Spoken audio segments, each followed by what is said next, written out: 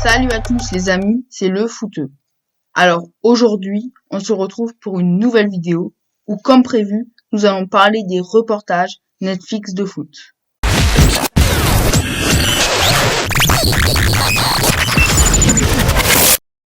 Dans la dernière vidéo, nous avions parlé des séries Netflix de foot.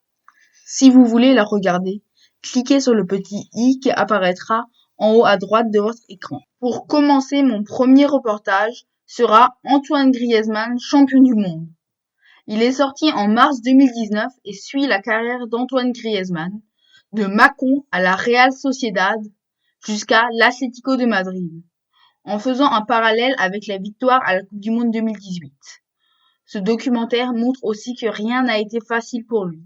De nombreux clubs français l'ont refusé car ils le trouvaient trop faible.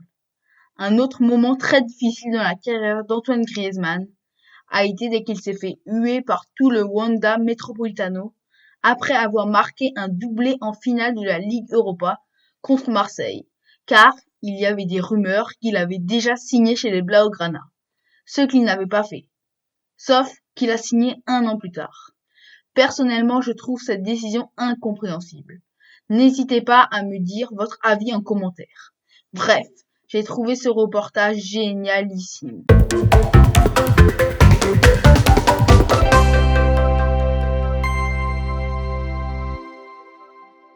Le reportage suivant est Becoming Zlatan. Comme vous vous en doutez très certainement, ce reportage va parler de Zlatan Ibrahimovic. Il parle du début de la carrière du prodige suédois, qui commence à Malmö, puis à l'Ajax, et enfin à la Juve. J'ai trouvé ce reportage très bien fait, même si cependant, j'ai été un peu déçu de ne pas le voir au PSG, ou encore au Milan AC, avant son passage dans le club de la capitale. Mon troisième reportage est Le jour parfait. Il parle du 12 juillet 1998, le jour où l'équipe de France a été sacrée championne du monde pour la première fois.